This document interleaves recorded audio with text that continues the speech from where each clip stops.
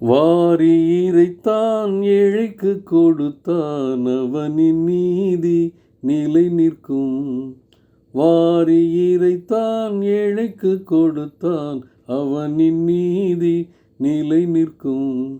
அவனின் கொம்பு மகிமையாய் பூமியில் உயர்ந்து காணப்படும். அவனின் கொம்பு மகிமையாய் பூமியில் உயர்ந்து காணப்படும். வாரி இறைத்தான் ஏழைக்கு கொடுத்தான் அவனின் நீதி நிலை நிற்கும்.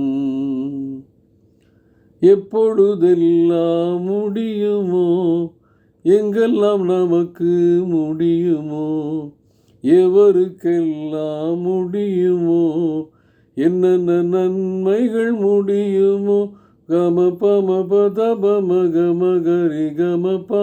எப்பொழுதெல்லாம் முடியுமோ எங்கெல்லாம் நமக்கு முடியுமோ, எவருக்கெல்லாம் முடியுமோ, என்னென்ன நன்மைகள் முடியுமோ, அனைத்தையும் செய்திடுவோம். ஜான் வெஸ்லி போல நாம் வாழுவோம். அனைத்தையும் செய்திடுவோம். ஜான் வெஸ்லி போல நாம் வாழுவோம்.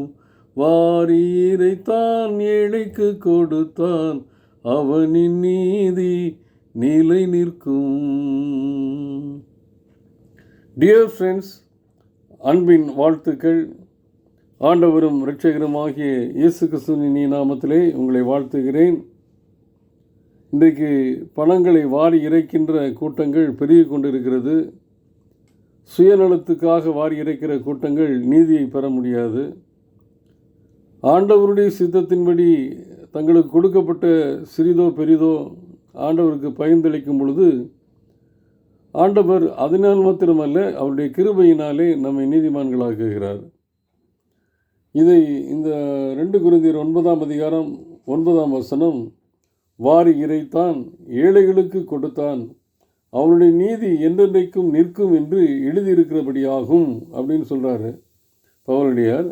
அப்போ ஏற்கனவே எங்கே எழுதப்பட்டிருக்கிறது அப்படின்னு பார்க்கும்பொழுது சங்கீதம் 112:9 அது தாவீதின் மூலமாக சொல்லப்பட்டிருக்கிறது. அங்கு கொடுப்பதினால் நீதி வருமோ அப்படிங்கிற ஒரு எண்ணம் வரும் பொழுது பவுலடியார் அதற்கு ஒரு விளக்கத்தை கொடுக்கிறார். கொடுப்பதினால் நீதி வரும்னா, தாங்கள் சம்பாதிக்கிற வழிமுறைகள் எப்படி இருந்தாலும் சரி, கொடுத்துட்டா போதும் நீதி வந்துடும், நீதிமானாக வந்துடலாம், ரைட்டியஸ் பர்சனாக மாறிடலாம்னா அது வேதம் அதற்கு இடம் கொடுக்கவில்லை. அதற்கு பின்னால் உள்ள வசனம் அழகாக சொல்லுகிறது, விதைக்கிறவனுக்கு விதையையும் புசிக்கிறதற்கு ஆகாரத்தையும் அளிக்கிறவர் உங்களுக்கு விதையை அளித்து அதை பெருக பண்ணி உங்கள் நீதியின் விளைச்சலை வர்த்திக்க செய்வார். அப்போ ஆண்டவரிடத்திலிருந்து பெறுவதை அவருடைய சித்தத்துக்கு கீழ்ப்படிந்து உண்மையாய் நான் பகிர்ந்தளிக்கும் பொழுது நான் நீதியை அவரிடத்திலிருந்து பெறுகிறேன், கிருபையாய் பெறுகிறேன்.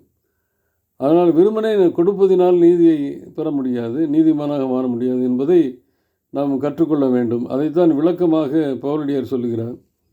ஏனென்றால் இன்றைக்கு கொடுக்குற ஏதோ ஒரு விதத்தில் நீதியற்ற முறையில் சம்பாதித்து எல்லோருக்கும் வாரி இறைப்பதினாலே நீதிமானாக மாறிவிட முடியாது, ஆண்டவர்களுக்கு அளிக்கின்ற நீதியை பெற முடியாது என்பதை நம்ம உணர்ந்தாக வேண்டும்.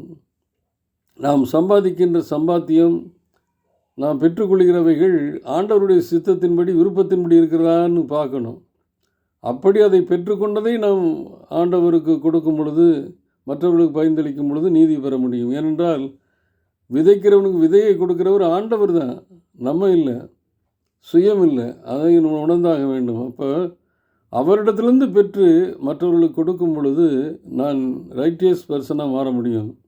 கொடுப்பதினாலே நீதிமானாக முடியாது, விசுவாசிப்பதினாலே, ஆண்டவர் விசுவாசிப்பதினாலே நீதிமானாக முடியும் என்பதை கற்றுக்கொண்டு அவரை விசுவாசிக்கும் பொழுது நான் உண்மையும் கீழ்ப்படிதலும் உள்ள ஒரு மனிதனாக மாறுகிறேன். அப்பொழுது நான் கொடுப்பது ஆண்டவருக்கு பிரியமாக இருக்குது, அதனால் நான் நீதிமானாகிறேன். இப்போ கொடுப்பதினாலே ஒருவர் நீதிமானாக முடியாது என்பதை நாம் உணர்ந்தாக வேண்டும். நம்மை முதலாவது விசுவாசித்து ஆண்டவரிடத்தில் கொடுத்து அவரிடத்திலிருந்து பெற்றுக்கொள்ளும் பொழுது, அதை பகிர்ந்தளிக்கும் பொழுது, அவர் சித்தத்தின்படி பகிர்ந்தளிக்கும் பொழுது நான் நீதிமானாகிறேன். அப்போ ரைட்டியஸ் பர்சனாக மாறுவதற்கு ஒரே வழி ஆண்டவரை விசுவாசிப்பது தான். விசுவாசிக்கும் பொழுது வருகின்ற கீழ்ப்படிதலும் உண்மையான வாழ்வும் ஆண்டவருக்கு தருகின்றவைகளை மற்றவர்களுக்கு பயந்தளிக்க முடியும். ஆகையால் இன்றைக்கு வாரி இறைக்கிறாங்க பணத்தை, அது எதுக்குன்னா பதவிகளை பெறணும் அப்படிங்கிறதுக்காக. அது அரசியலில் மட்டுமல்ல, ஆன்மீகத்திலையும் இன்றைக்கி பெருகிருச்சு. அதனால் நீதியை பெறவே முடியாது. ஆண்டவர் கொடுப்பதை, அது சிறுக கொடுத்தாலும் பெருக கொடுத்தாலும், அதை நாம் அவரிடத்திலிருந்து விசுவாசித்து பெற்றுக்கொண்டு அவர் சித்தத்தின்படி பகிர்ந்தளிக்கும் பொழுது மட்டுமே நான் நீதிமானாக முடியும். அப்படிங்கிற உணர்வுக்குள்ளே மாறிடக்கூடாது. அதுதான் ஆண்டவர் விரும்புவது. ஆண்டவர் விசுவாசித்து அவர் கொடுப்பதை பெற்றுக்கொண்டு அதை பகிர்ந்தளித்து நீதிமானாக முடியும் என்பதை வேதம் நமக்கு கற்றுத்தருகிறது. வேறு மாற்று கருத்துக்களை நாம் கேட்டு திசை மாறாதபடி ஆண்டவரில் வைக்கிற விசுவாசத்தில் பெருகுவோம். அவர் நமக்கு தேவை என்னன்னு தெரியும். விதைக்கிறவனுக்கு எவ்வளோ விதை தேவைங்கிறத அவர் படியளந்து போடுவார். அதில் நான் என்ன பண்ணணுமா, மனப்பூர்வமாக மற்றவர்களுக்கு கொடுக்கணும், உண்மையும் உத்தமமாய். ஆண்டவர் எப்படிப்பட்ட அருமையான ஆண்டவர் பாருங்களேன். நம்மளை நீதிமானாய் மாற்றுவதற்கு எளிய நடைமுறையை அவர் கற்றுத்தருகிறார்.